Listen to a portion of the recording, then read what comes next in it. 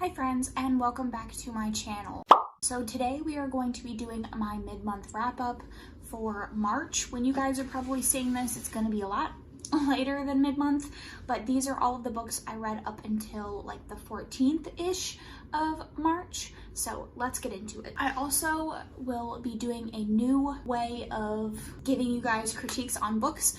I saw Books and Lala doing something similar to this in her most recent reads video. I will be giving you my star rating, and then I will be giving things that I didn't like and things that I did like to make up the 5 stars. So if I gave a book 4 stars, then I will give you 4 good things, 1 bad thing. The first book that I read in March was Kate by Tate James. This is the final book in the Madison Kate series. This is a very twisty, turny, and fun series. If you watched my wrap-up from last month, I was pretty much binging this series in February, and it follows Madison Kate, who in the beginning of the first book is framed for a crime that she didn't commit, and then when she comes back from an exile that her father puts her in, she has to live with the people that she thinks framed her. There's a lot more to the story. There is like murder and stalking. I rated this 4 stars, so I will be giving you 4 good facts and 1 bad fact. So the first fact is that this is a very fun, light series that you can dive into. All of the characters are very fleshed out, and each individual character has like their own personalities. The relationship dynamics between Madison and all of the guys is very fleshed out. You can really understand why each guy brings something to her life, and the plots are crazy. I mean, you can never keep track of what's going on, and in a good way, and the twists are like at the end of the book are just, you want to keep reading them and devouring them, and it is so twisty and turny that it's super fun. And then I would say the bad thing for me is like, it's outrageous. Like, it's not anything revolutionary. It's not anything new. It's filled with tropes that we've all seen before. So it's not as if this is going to be a favorite, or it's going to be anything that like blows your mind. So then I read Love Scammed by Ruthless Adams. This is a short novella about Monet and Hudson, who get tricked by their friends into going on a blind date vacation to, I believe it is Cancun, and they get tricked to going on this trip together, and they have previously been tried to be set up by their friends, but it has never worked out. Mostly Monet like blows it off, and so their friends think that they would work really well together, so they kind of trick them up on this vacation. I ended up giving this 5 stars. I think Ruthless Adams is just a fantastic writer. Her ability to make believable relationships is fantastic. Most of the things that she writes are novellas, but I think that she does such a good job of making all of her characters fleshed out and seem like real people, so that the fact that they're in this relationship and like it's budded so quickly is very realistic. I think that she does a good enough job distinguishing all of her characters from each other, so that even though this is most of her books are novellas, none of her characters feel reused. They're all very distinguished, and she writes fantastic banter amongst characters. And her world building, like her atmosphere and her ability to set the tone for the story is always fantastic. She overall is just an auto read author from me, and I think she's fantastic. Then I read Groan by Tiffany D. Jackson. This is the story of Enchanted, who is a 17-year-old aspiring singer who, in the midst of attending a singing competition, meets a very famous, older, about 28-year-old man who grooms her and manipulates her into a relationship. It's devastating. I also gave this 5 out of 5 stars. Tiffany D. Jackson's ability to write characters that you can connect to is absolutely fantastic. I think she handles really hard topics very, very well with a lot of nuance. Even though this story deals with a lot of abuse, I think that it is very tastefully done. It's not there for shock value, and it is not there to do anything but tell a story. And in addition to that, her ability to really grasp the emotions that people would be feeling in this situation. Again, I mean, I can't speak to her past or what she's been through, but her ability to really evoke those emotions within you while she's telling the story is amazing.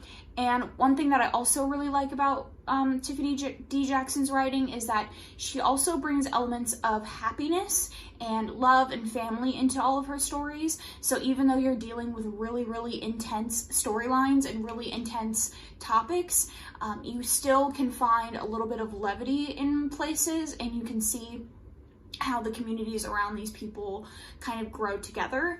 This is a fantastic story, and I would really recommend people reading this story if you can deal with some of the things that are in it. Again, there's a trigger warning in the beginning of the book, and you can go on Goodreads and find trigger warnings throughout reviews. And of course, I would always want you to look out for Own Voices reviews overtaking my opinion. So then I read the first 3 volumes of Ouran High School Host Club, which was actually our February pick for the manga club, but unfortunately we had to postpone it because I got sick that weekend, and we kind of just ended up having a Netflix party where we watched the correlating anime episodes because I don't think either of us really loved the manga. So this is essentially about your female main character who joins a host club at her local school, and it's kind of a little bit of a reverse harem, not really, at least from what I saw, but it's teenage boys catering to the desires of teenage girls, I guess.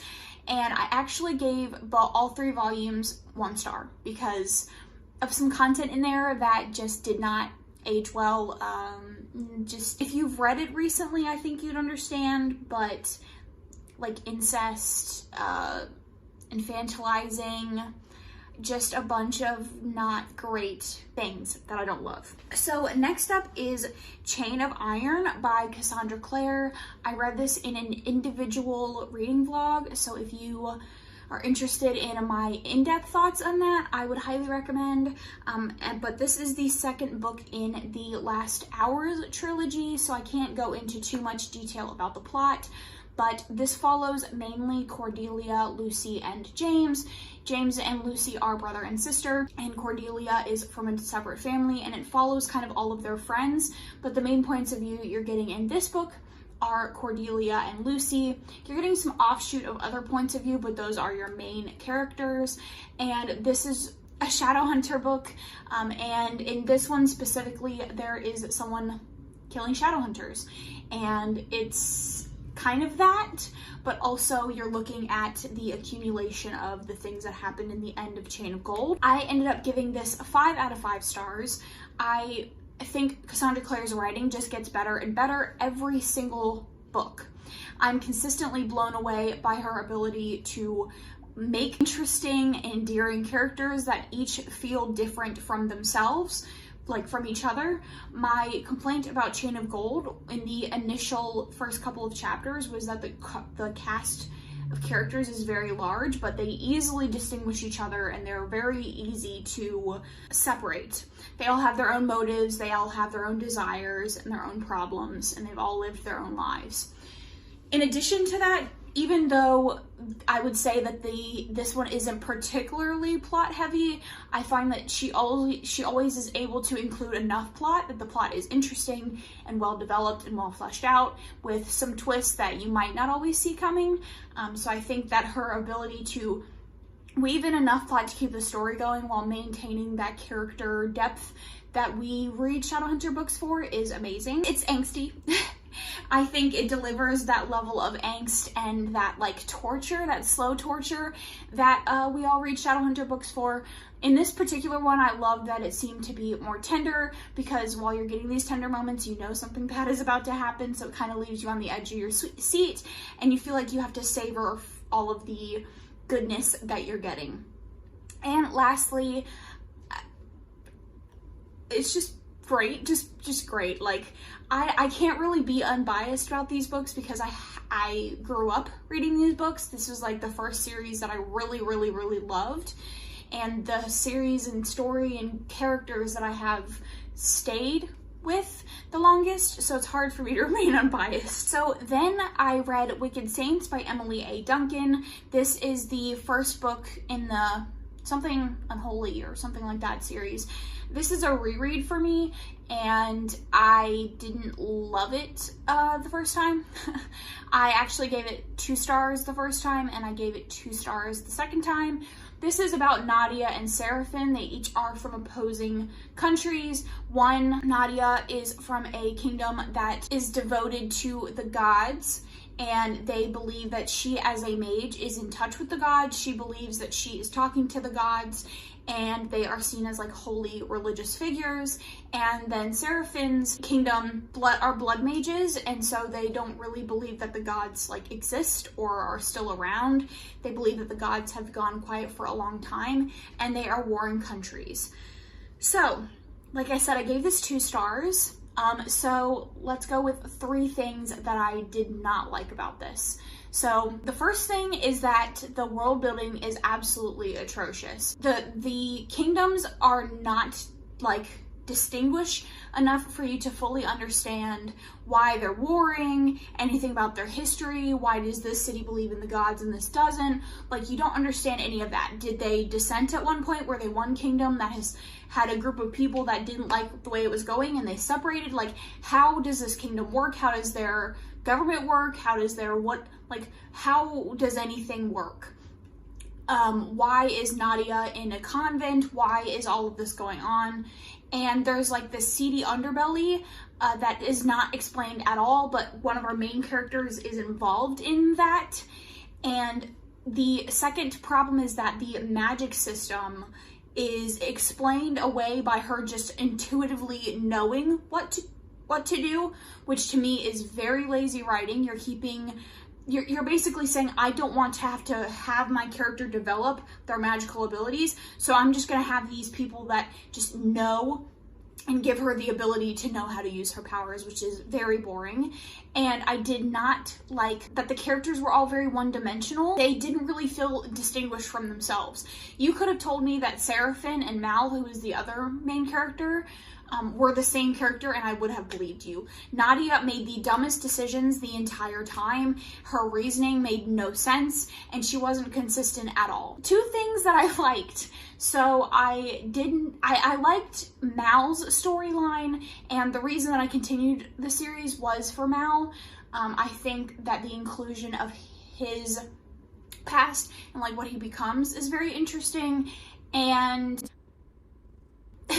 that's it. All right, so then I ended up listening to the audiobook of Birthday Girl by Penelope Douglas. I have talked at length, ad nauseum, about this book, so I'm not going to like regurgitate the same things over and over again.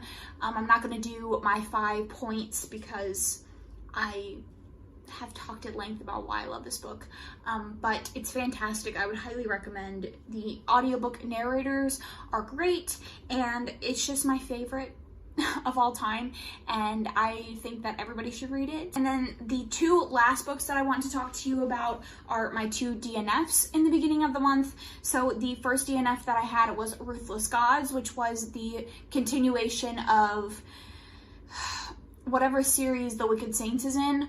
This was horribly plotted, horribly boring. I felt like any minuscule amount of character development that we got just completely drained away, and there was just so much unnecessariness that I couldn't continue reading. The reason that I continued the series to begin with was for Mal and a particular way that I wanted his plotline to go, and it just didn't even go that way at all. I got a decent chunk into this. I got 50%, and it's like 700 pages, and I just couldn't do it anymore. And then the last book that I want to talk about is the DNF of the Bone Season, which I think I got about 30 to 40% of the way through. This is about clairvoyance, and that's all I can say because I genuinely have no idea what this was about. I have no knowledge of the world. I don't understand anything that happened. So basically, you are given all of this information about the world in the first like 100 pages. It's just like back to back. You're thrown a bunch of terms and a bunch of things that make absolutely no sense. And then like 100 pages in, you're told to completely forget everything that you didn't learn in the first 100 pages.